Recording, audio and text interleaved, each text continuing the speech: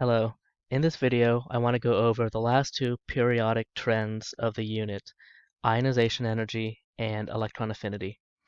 In previous videos, I went over atomic radii trends and also effective nuclear charge and ionic radii. Those two are not shown, but here's a little cartoon of showing how that if you go to the bottom left of the periodic table, your atomic radii is increasing. Anyway, let's talk about these two. These two I'll talk about in this video, ionization energy and electron affinity.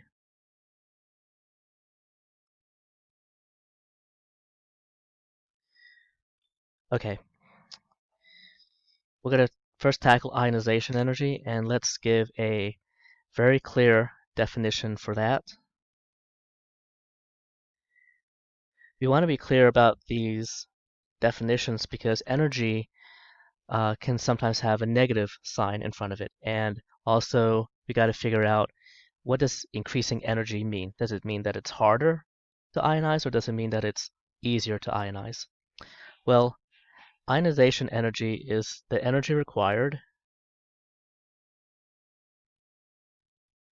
to remove an electron.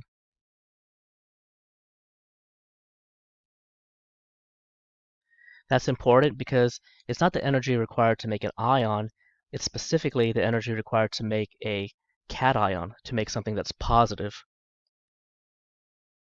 because you are removing an electron, positive. The other thing is that the atom, when they measure ionization energy, has to be in the gas state or gas phase. So to remove an electron from an atom in the gas phase, specifically to make a plus charge ion. I'm going to give a couple of bullet points to make sure that we don't make any silly errors on the exams. The first one is that when a neutral atom loses an electron,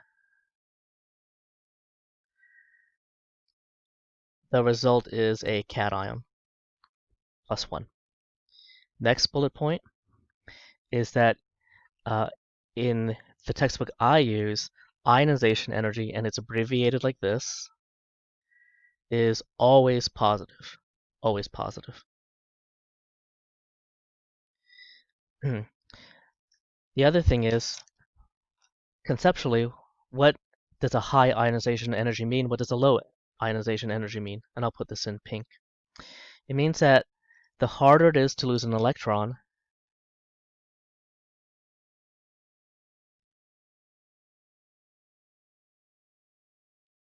the higher the energy required. Bigger numbers. The higher energy is required. All right. Later on, we're going to name some elements that don't want to be positive, don't want to be a cation. Those are the ones that have a very high ionization energy. Usually, the units are going to be kilojoules per mole. How many kilojoules does it take to remove an electron from a mole of atoms? And there's going to be different ionization energies. There's a first ionization energy, but you could also remove a second electron, second ionization energy, and a third one if there are 3 or more electrons. Okay, they're going to get progressively harder because the effective charge is getting stronger as you remove an electron, and those remaining electrons are held even tighter. What's the other bullet point? The last bullet point is, oh, here it is. When you remove the highest energy electron first. Highest, the one in the outer shell or the valence shell. It doesn't make any sense to remove an electron from the 1s orbital when it's much easier to remove an electron that's in for instance, a 3p orbital. So we're going to go for the valence electrons first. Those are the easiest to remove because they're further away from the nucleus. Now, the chemical equation that we can envision is maybe we could take sodium in the gas phase, and then by adding some energy, we'll just put E for energy, we have sodium plus in the gas phase plus that ejected electron. That's removing an electron. Okay. Which one is easier to think about first? Going across the period or going down the group? If you've seen my previous videos, the strategy is to draw a little periodic table and to pick a direction. And let us go from left to right. So going from left to right across a period. So the n value stays the same. What happens to the ionization energy? Does it get harder to remove an electron or does it get easier? And specifically, we're going to look at first the first ionization energy. How hard is it to remove that first electron? Well, think about it. You have metal on the left, and they want to be cations, right? You've seen lithium plus, magnesium 2 plus, right? All of these elements here want to lose electrons to get to a noble gas configuration, right? When sodium loses an electron, that's very good because you end up being 10 electrons, which is, it's called isoelectronic, the same number of electrons as a very stable noble gas neon. So it's easier on the left side. That means that as you go to the right, it gets harder and harder. So as you go from left to right across period, the ionization energy increases. Hopefully that makes sense. What about going down? As you go down a group, this will be interesting. Your n value gets bigger. What else do you know about a trend when you go down a group? Your size gets bigger, the radii gets bigger. You see how it's actually easier to remove an electron because you're further away from the nucleus. So it's easier to remove a valence electron for a larger atom in a group than it is for the smaller atom in a group. What that means is that the higher ionization energy is towards the top, right? Towards the top where the electrons are closer to the nucleus. Let me finish this thought. So down a group, n gets bigger, radii gets bigger. Therefore, ionization energy gets easier. It's easier to remove an electron, so it decreases. Okay. Let me combine these two concepts where we're going to cross a period, then the ionization energy increases, and then instead of saying going down a group that it decreases, let's say go up a group, i.e. increases. Therefore, when you combine those two things, we could draw a diagonal arrow like this. Okay, and let me get rid of this arrow right here. Okay, so what atom has the largest ionization energy? Well, it actually turns out to be this one here, helium. Because helium is very tiny, so the electrons are held pretty close to the nucleus, very strongly, and also it has a filled valence shell. Now the filled valence shell here only requires 2 electrons because we only have the 1s orbital. So the helium has the highest. But what are some other what are some other atoms that have a high ionization energy? Well, fluorine, right? Fluorine is in this corner right here. Does fluorine want to become F plus? So it really doesn't want to lose an electron. That's why the ionization energy is very high.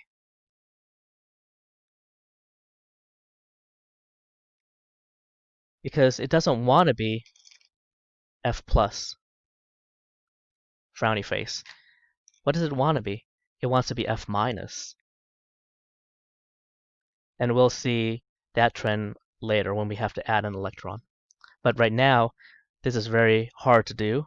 That's why the ionization energy for fluorine is very high, same with helium. Now, I know these concepts, if you're first learning them, are a bit abstract. Let me show you a figure from most textbooks, and let us focus on from lithium, or maybe we could do sodium. So what I'm doing is I'm taking the elements within one period. If we take lithium through neon, we're looking at period 2, lithium all the way to neon. But we could also do the next period, sodium to argon. Sodium going across to argon. And you notice that the ionization energy does go up. Now we do have some hiccups. There's a hiccup here. Okay, we have a decrease in ionization energy. We're not going to go over that peculiarity in this video, but that's because I think this, well, let's figure it out. 1, 2, 3, 4, 5. So the fifth atom in period 3 is a little higher than what we expected. 1, 2, 3, 4, 5. That is because we touched upon this in a different video, a half-filled orbital. We have 3 electrons in the p orbitals, which can in total hold 6. So this is a half-filled set of p orbitals. Half-filled orbitals, a set of half-filled orbitals is or has more stability than what would have been predicted. And that's why it's very hard to remove an electron from a phosphorus, because it's pretty stable, it having a half-filled p orbital. And that's why that dot right there, actually we would have predicted it to be lower, but it shoots up a little bit higher because it's in a more stable state due to its half-filled p orbital. And we see that hiccup in other periods as well. But the main point is that as you go across the period, your ionization energy becomes higher. Okay? And again, as you go up the group, it becomes higher because you're closer to the nucleus. Okay? Now, what did I mention in one of the bullet points? I mentioned that you could have ionization energy for the first electron, ionization for the second electron, and so forth. Every time we remove an electron, the nucleus holds the remaining electrons even stronger. So it is true that the ionization energy will go up as you remove successive electrons. But let me show you a classic problem dealing with these ionization 1, ionization energy 2, ionization energy number 3. And also we'll see actual numbers as well. The problem is this. You're given a table, and I'm hiding some answers, because the question would be, if these are the ionization energies of elements in a period. So we do have to, for this problem, tell you which period this is. And let me just look at my sheet. The period is going to be period 2. Okay, so that has to be given, what period you're in. Which elements match which data? So let's say we have to state the element. Oh, let's pick a row. Let's pick randomly this row right here. Okay, not row as in period, but just row in the data. State the element that gives us this data right here, where we have ionization 1 as 1402, The second electron to be removed takes this much energy, higher, 2856, higher, higher, and it keeps getting higher. Well, heck, how do we do this? Think about, where'd my paper go? Oh, it's underneath. Think about, think about sodium, actually, okay? Sodium is right here. And when we lose that first electron, okay, it requires some energy, and we get to a sodium now with only 10 electrons, which is the same number of electrons as a noble gas. What that means is that that sodium atom now has a filled valence shell, and it's fairly stable. So can you rationalize that, well, I could remove the first electron of sodium pretty easily, because it wants to be Na+, but it really, really doesn't want to be Na+2, because if we remove a second electron, we get off of the noble gas group. It's very stable when it has 10 electrons, when sodium or any other atom has 10 electrons, because it's a noble gas configuration. So removing that second electron has a super, super high ionization. The trick for this type of problem is find where the jump is very, very big. Yes, you are going to increase each time. Okay, we go from 1400, 2800, 4500, 7400, 9400, whoa, 53,000. That is the break right there. You know what this tells us? It's pretty easy to remove these electrons. 1, 2, 3, 4, 5. The sixth electron is super hard. I bet that when this atom loses 6 electrons, it obtained a noble gas configuration. You know what that means? It means that this has, I'm going to get this totally wrong, this has 5 valence electrons. Because once you lose those 5 valence electrons, you're hitting electrons that are in the core. So let's write down that piece of nugget. These are the valence electrons, because they're relatively easy compared to this electron here and this electron here. So these are now, once we lose all the valence electrons, you're in the core. The easiest thing to do is ask yourself, what period 2 element has 5 valence electrons?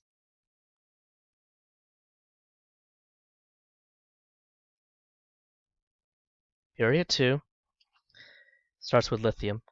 5 valence electrons. 1, 2, 3, 4, 5. Nitrogen.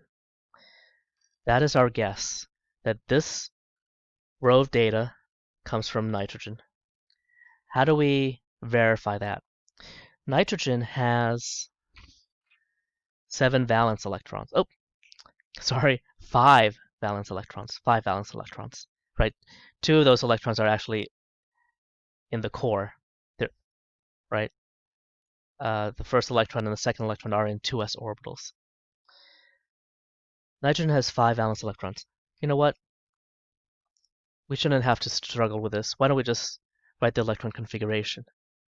1s2, 2s2, 2p, I'm looking at my periodic table, 2p3. Okay? Forget about this data. If I ask you how many valence electrons and where are they, you would say this is the valence shell,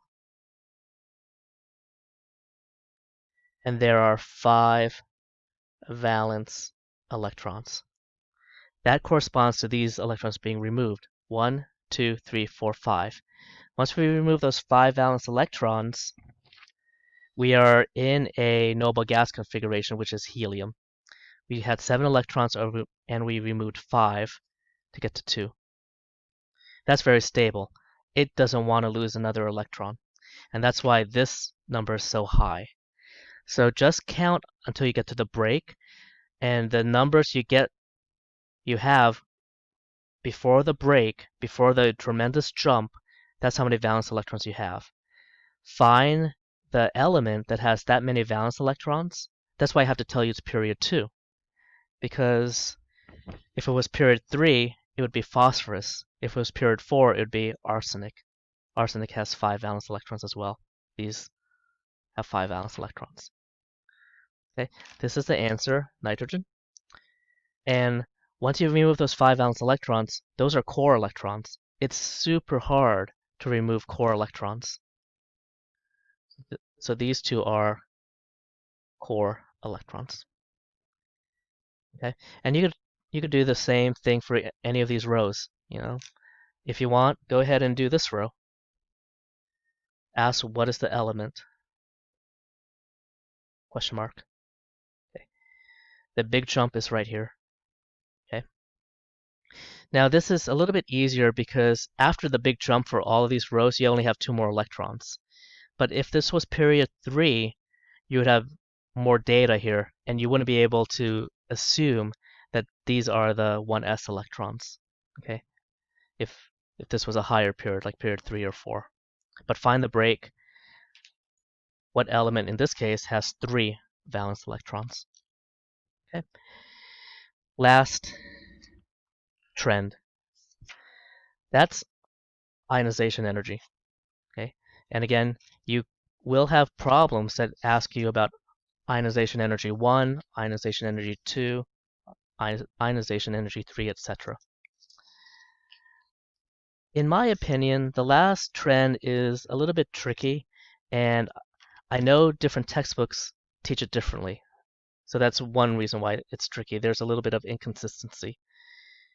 It's a trend about electron affinity. And I'm going to try to make it clear, the definition in my textbook, but also the sign. The sign is what's going to get people a little bit confused, especially if you're trying to look up an answer on Google. You might get a different answer than what your professor expects. Electron affinity is the energy released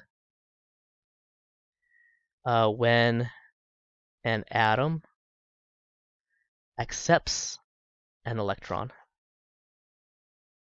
Okay, so the atom is now going to be negative.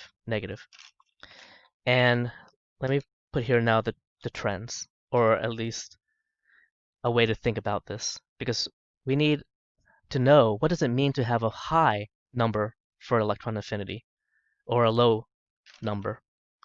The same thing as before, this is going to be kilojoules per mole. And remember this, if an atom wants to be negative, or you could say wants to gain an electron, we're going to have a very high electron affinity. Then that is a high electron affinity.